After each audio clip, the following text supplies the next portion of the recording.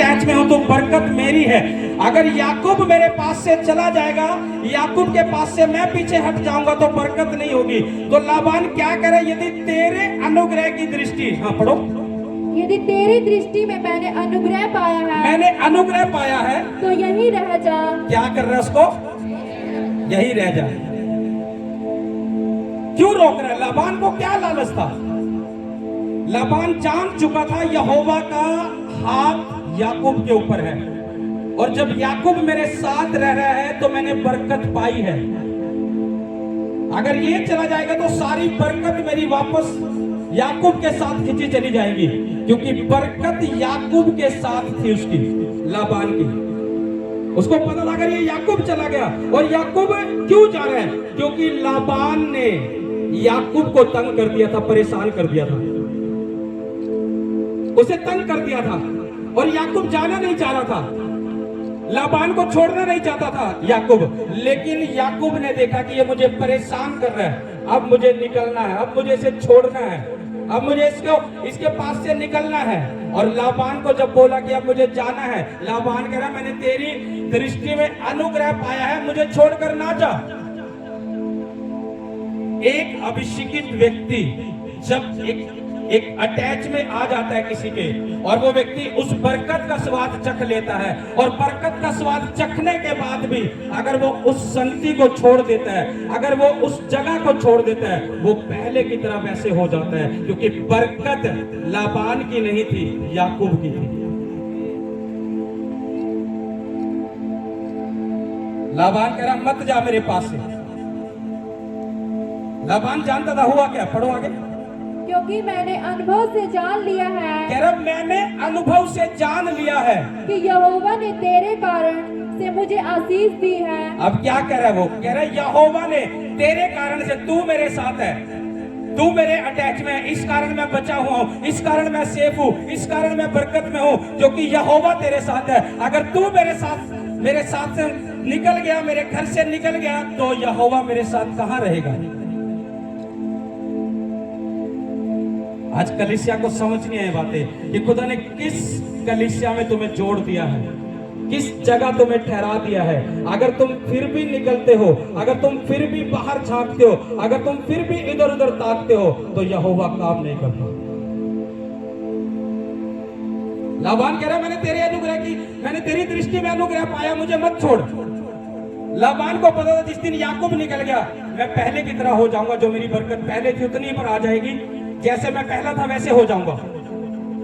लेकिन याकूब जाना नहीं चाहता था। याकूब की शादी हो गई थी लाबान की दोनों बेटियों के साथ। लाबान उसका ससुर था, क्योंकि लाबान की दोनों बेटियां याकूब के साथ ब्याही गई थी। अब वो अपने ससुर को छोड़ रहा, क्यों? क्योंकि उसके ससुर ने, लाबान ने उसे तंग ज्यादा कर दिया था।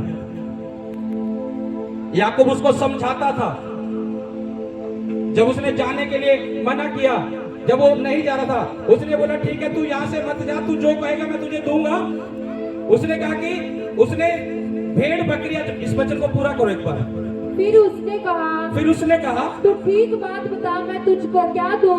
तू ठीक बात बता कि मैं तुझको क्या दूं? हाँ, और मैं उसे दूंगा। और मैं उसे दूंगा। उसने उससे कहा, याकूब ने लाबान से कहा तू जानता है कि मैंने तेरी कैसी सेवा की। अब याकूब कह रहे कि तू जानता है मैंने मजदूरी की है तेरे यहाँ, तभी तूने अपने दोनों बेटियों की शादी मुझसे किया। क्योंकि याकूब ने मजदूरी करी थी 7 साल एक बेटी की शादी के लिए उससे, फिर अगले 7 साल फिर मजदूरी करी तो दूसरी बेटी उससे शादी की।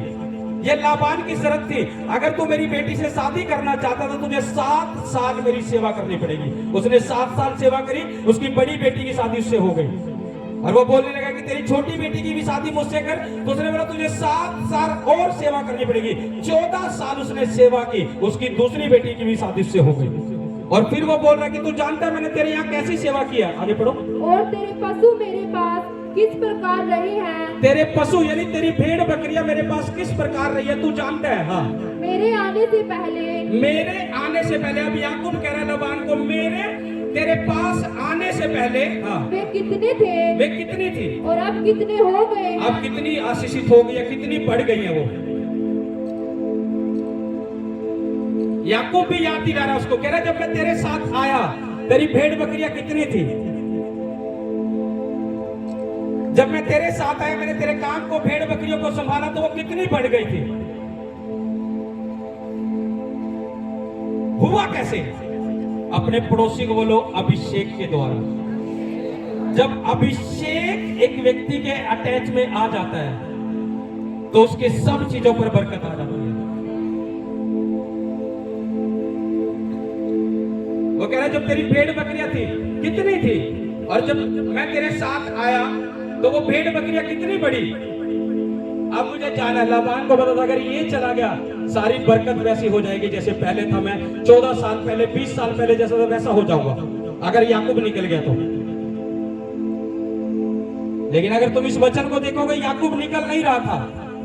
याकूब को परेशान किया गया, उसे टॉर्चर किया गया, उसकी मजदूरी को बदला गया बहुत बार, और याकूब तंग आ गया। कह रहा है ये मेरे साथ धोखा कर रहा है। कभी भी परमेश्वर के अभिषेकित के साथ अपनी बुद्धिमानी मत लड़ाना, नहीं तो डाउन में आ जाओगे। कभी भी जो परमेश्वर का अभिषेकित हो उससे ज्यादा बुद्धि मत लड़ाना। लाबान ने ज्यादा बुद्धि लड़ाई थी याकूब से, और ये नहीं पता था याकूब के ऊपर यहोवा का हाथ है। ज्यादा समझदारी दिखा रहा था लाबान, उसने मजदूरी बदल दी, ऐसी भेड़ बकरियां दे दी उनको, बोला जो बच्चे जन नहीं सकती, जिस कलर के वो कह रहा वो जन नहीं सकती, कह रहा अगर ये भेड़ बकरियां ऐसे बच्चे जनेगी तो वो तेरी मजदूरी होगी। उसे पता था ऐसा हो नहीं सकता। लेकिन यहोवा याकूब के साथ था, और भेड़ बकरियों ने वही जने जो याकूब की मजदूरी थी। और वो हैरान हो रहा कि हो कैसे रहा। और फिर क्या हुआ, जो लाबान ज्यादा समझदारी दिखा रहा था याकूब के साथ, जो परमेश्वर का अभिषेकित था, अपनी बुद्धिमानी ज्यादा लड़ा रहा था उसके साथ, लाबान की सारी धन दौलत याकूब के हाथ में आ गई वापस, सारी धन दौलत। तुम परमेश्वर के अभिषेकित को अगर ज्यादा बुद्धि लगाओ, तुम ज्यादा बुद्धि लड़ा रहे हो, तुम्हें नहीं पता उस अभिषेकित पर यहोवा की बुद्धि काम कर रही है।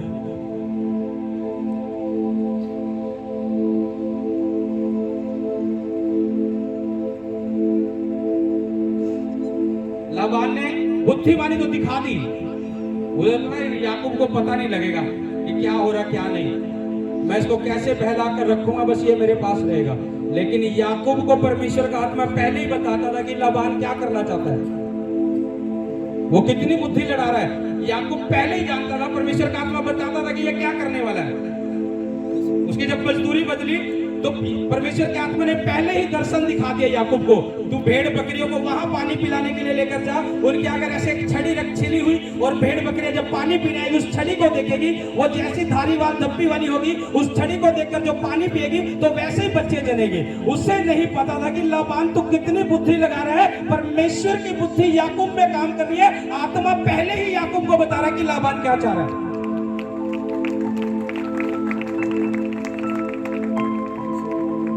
और याकूब ने क्या करना वैसे ही करना जैसा आत्मा बता देता था। लाबान को लगता था कि अब कुछ नहीं होने वाला। याकूब भेड़ बकरियों को पानी पिलाने आया, एक छड़ी ली जैसा परमेश्वर के आत्मा ने बोला, उसको बीच बीच में से छील दिया, धब्बे बना दिए, और जब भेड़ बकरियां पानी पी रही उस छड़ी को देख रही, वो वैसे ही धब्बे वाली धारी वाली वो सब जन्मने लगी, और वो सब याकूब के पास चलेगी। और लाबान फिर देखेगी हो कैसे रहा है।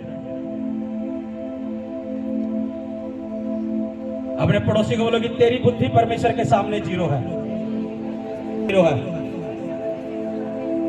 लाबान समझदार समझता था, काम करने वाला नौकर है, भेड़ बकरियां चराने वाला, ऐसे कुछ नहीं पता, लेकिन उसे नहीं पता उसके ऊपर यहोवा का हाथ है, उसके ऊपर यहोवा की बुद्धि है, यहोवा की समझ है। जो तुम घर में सोच रहे हो, परमेश्वर का आत्मा पहले ही याकूब को बता रहा है कि क्या प्लानिंग हो रही है। सुनो, मैं आपको बता रहा हूं, ये वचन प्रोफेटिक है जो कलीसिया सुन रही है। ये वचन मेरा नहीं है, परमेश्वर की उपस्थिति में खड़ा हुआ मैं बोल रहा हूं आपको। ये वचन मेरा नहीं है, ये प्रोफेटिक है। कुछ कलीसिया के लोग ऐसा प्लानिंग करते, बस समझ जाओ। तभी प्रभु ने मुझे बोला कि आज कान खड़े कर देना, उन्हें प्रोफेटिक वचन देकर ही। तुम्हें क्या लगता है कि तुम क्या सोच रहे हो, क्या पता है कि कुछ नहीं, अगर खुदा ने एक बड़ी सेवा दी है तो इससे भी बड़ा अपना आत्मा अपने दास को दे। चाहे मैं घर में हूं और यहां नहीं हूं, कलीसिया में नहीं हूं, तुम्हारे बीच में नहीं हूं, लेकिन परमेश्वर का आत्मा तुम्हारे बीच में वो मुझ पर जाहिर करता है कि कौन परिवार क्या प्लानिंग कर रहा है, क्या चल रहा है, क्या नहीं चल रहा, क्या सोच रहा है, क्या बात हो रही, क्या नहीं। मैं बहुत बार अपने साथ रहने वाले लोगों को बोलता हूं, फलाना परिवार की ये प्लानिंग चल रही है, जो मेरे साथ रहते हैं, और 10 दिन बाद, महीने बाद उनके रंग दिखते हैं, फिर हाँ ऐसा हो रहा है, क्योंकि याकूब के पास यहोवा की बुद्धि थी, यहोवा का आत्मा था। मैं अपनी वाइफ को बताता हूं बहुत बार, फलाना बंदा ऐसा करना चाहता है, फलाने बंदे की यह सोच है। मैं प्रभु के घर में खड़ा हूं, मैं अपनी वाइफ को बहुत बार बोलता हूं, क्योंकि जब मैं प्रार्थना करता हूं, मैं परसों जब रात को प्रेयर में था, प्रभु ने मुझे बोला और खुदा ने साथ में ये वचन भी दिया मुझे, कह रहा है ये प्रोफेटिक वचन है, ये नॉर्मल वचन है, तुम सुनोगे, तुम्हें लगेगा तो समझ जाना कि ये तुम्हारे लिए ही है। मैं यहाँ ठोक कर कह रहा हूं, कोई पर्दा नहीं है। अगर तुम्हें लग रहा है कि मुझसे बात हो रही है तो तुम्हारे लिए जो परमेश्वर ने दिया बात। परमेश्वर के अभिषेकित को अपनी बुद्धिमानी से तुम अपनी समझ से नहीं हरा सकते। उसके पास यहोवा की बुद्धि है, उसके पास यहोवा का आत्मा है। उसने क्या कहा, मैंने जगत के मूर्खों को चुना है ताकि वो बुद्धिमानों को लज्जित कर सके।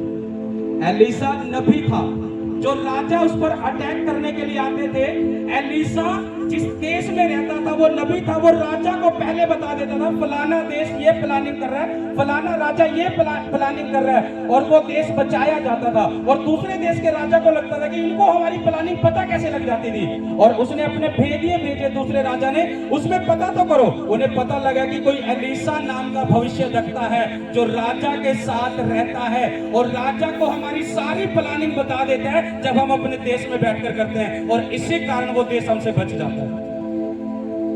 अब सोचो, वो एलीसा को मारने के लिए उस राजा ने बोला कि पहले एलीसा को ही खत्म कर दो, जब वो हमारी प्लानिंग को वो फेल कर रहा है, उसे विफल, उसको मार दो, ताकि हम जब दोबारा अटैक करेंगे तो वो नगर नाश हो जाए।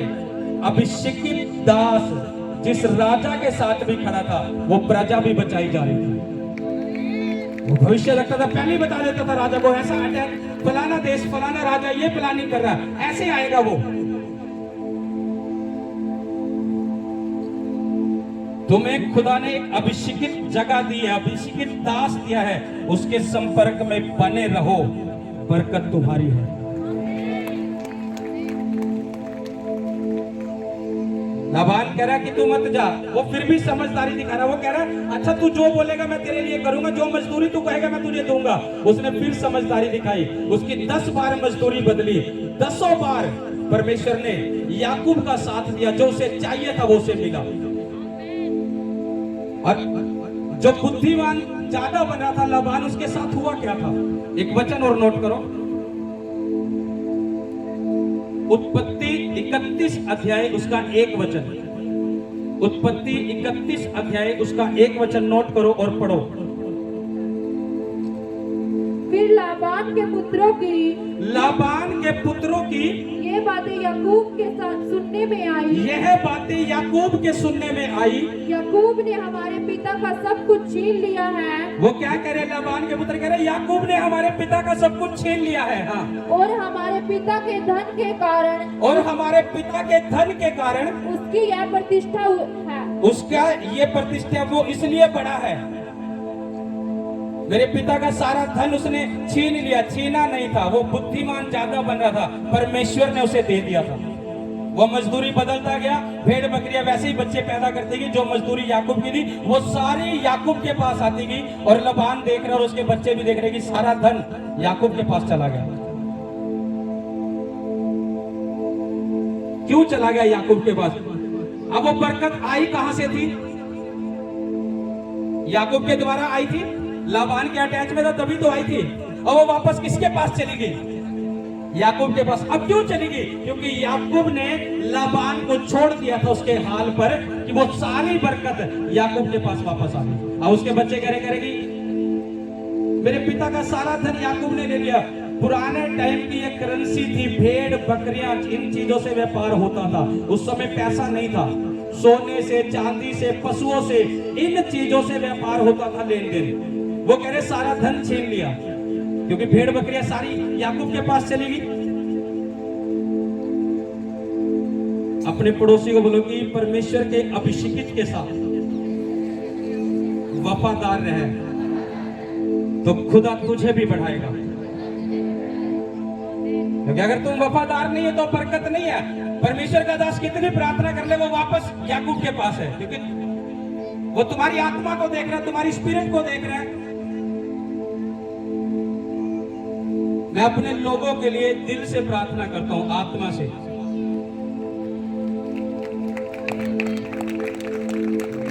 शायद तुम इस चीज को ना समझो, लेकिन बाइबल बताती है कि तुम्हारे बारे में या तो तुम्हारा खुद का आत्मा जानता है या परमेश्वर का आत्मा जानता है। लेकिन मैं अपने आत्मा से बोल रहा हूं, मैं अपने लोगों के लिए जो भी प्रार्थना करता हूं दिल से करता हूं। लेकिन कुछ लोग आशीषित हो रहे हैं, कुछ लोग नहीं हो रहे हैं। तुम जांचो कि क्या कमी है। परमेश्वर के दास ने तो कोई कमी नहीं छोड़ रखी। परमेश्वर का दास तो कोई भेदभाव नहीं कर रहा तुम्हारे साथ कि इसको आशीष देनी है, इसको नहीं देनी है, फलाने को देनी है, ठिकरे को नहीं देनी है। वो तो सबके लिए दिल से, आत्मा से आशीष दे रहे हैं। लेकिन कारण क्या है? लाबान जब ज्यादा समझदार बना, याकूब जो है, इसी कारण वो सारी बरकत वापस चली गई।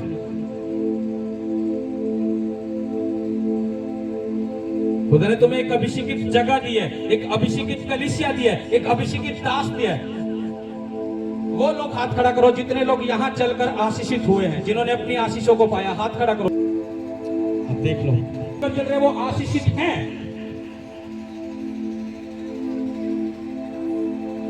मैं आपको उस आशीषों की बात नहीं कर रहा है कि तुम परमेश्वर ने 10 आशीषें तुम्हें दे रखी है और एक तुम मांग रहे हो, तुम्हें मिल नहीं रही और तुम 10 को जीरो कर रहे कि नहीं मिली। उन 10 की बात कर रहा हूं जो पहले मिल चुकी है। वो एक भी मिल जाएगी जो 10 आशीषें दे सकता है, तो वो एक भी दे देगा जब तुम ठहरे रहोगे, खड़े रहोगे, वफादारी से, ईमानदारी से। वो एक भी दे देगा तुम्हें जो 10 दे सकता है, वो एक क्यों रोकेगा? वो एक भी दे सकता है।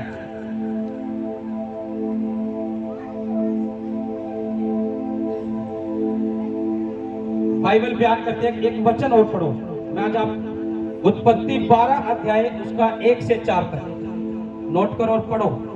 उत्पत्ति 12 अध्याय उसका 1 से 4 तक। यहोवा ने अब्राम से कहा, अपने देश और अपने कुटुंबियों और अपने पिता के घर को छोड़कर उस देश में चला जा जो मैं तुझे दिखाऊंगा, और मैं तुझ से एक बड़ी जाति बनाऊंगा और तुझे आशीष दूंगा और तेरा नाम महान करूंगा और तू आशीष का मूल होगा।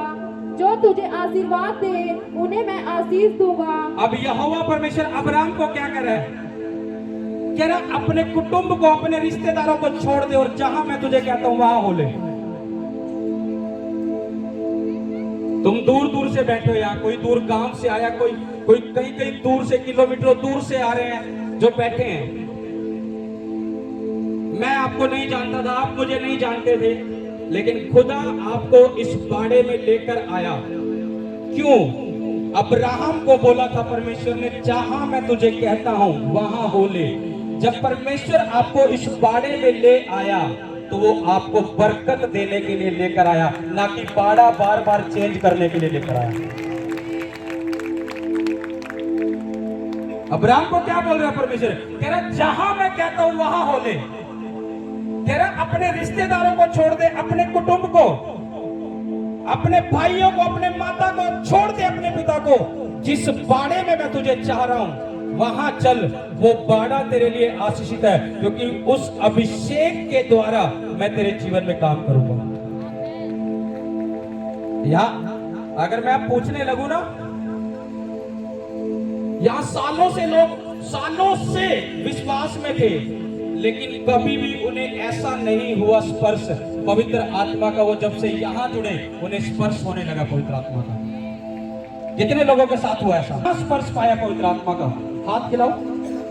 चाहे तुम सालों से विश्वास में थे, तुम्हें 10 साल, 5 साल, 8 साल विश्वास से थे, तुमने पवित्र आत्मा के टच को महसूस नहीं किया, तुम्हें पता कैसे? कितने लोगों ने यहां महसूस किया? हाथ खिलाओ। क्यों? परमेश्वर ने कहा जहां मैं तू, क्योंकि वहां तेरी बरकत है। बंधन किससे टूटेंगे? अभिषेक के द्वारा। जुआ किससे टूटेगा? अभिषेक के द्वारा। उद्धार पाकर व्यक्ति स्वर्ग जा सकता है, लेकिन अगर सिर्फ उद्धार पा रखा और फिर भी बंधनों में हो, वो यहाँ स्ट्रगल करेगा, यहाँ समस्या में रहेगा, समस्या में रहकर दुखी रहकर परमेश्वर के पास स्वर्ग में तो जा सकता है, लेकिन यहाँ तो आशीषित नहीं। उद्धार भी यहाँ है, खुदा का मसा भी यहाँ है, स्वर्ग भी है, और इस लोक की जो परमेश्वर ने हमें दिया है आशीषें और बरकतें भी है। मैं आपसे एक सवाल पूछता हूं, जिन माँ बाप ने अपने लाइफ में स्ट्रगल किया हो अपने बच्चों के लिए, तुमने धैर्य मेहनत की हो, मजदूरी की हो, क्या तुम चाहोगे तुम्हारे बच्चे भी मजदूरी करें? चाहोगे? कोई चाहेगा ऐसा कि तुम्हारे बच्चे भी जो तुमने मजदूरी करी है वो मजदूरी में ऐसे निकल जाए? एक मजदूर व्यक्ति भी ये चाहेगा मेरा बच्चा पढ़ लिख कर अच्छी पोस्ट पर हो। एक माँ बाप की सोच है। एक मजदूर जिसने सारी उम्र मजदूरी में निकाल दी, वो भी अपने बच्चे के लिए सोचेगा कि मेरा बच्चा पढ़े लिखे अच्छी पोस्ट पर, अच्छे कामकाज पर, अच्छे बिजनेस में सेट हो। क्यों? तो यीशु मसीह भी हमारा पिता था, वो दुख हमारे लिए उठा गया इसलिए ताकि उसके बच्चे, उसके बेटे, उसकी बेटियां इस धरती पर भी अच्छा जीवन जिए और अच्छा जीवन जीकर ऊंचाइयों पर रहकर स्वर्ग में उस खुदा के पास हो। वो नहीं चाहता कि तुम दुखी रहो, वो नहीं चाहता।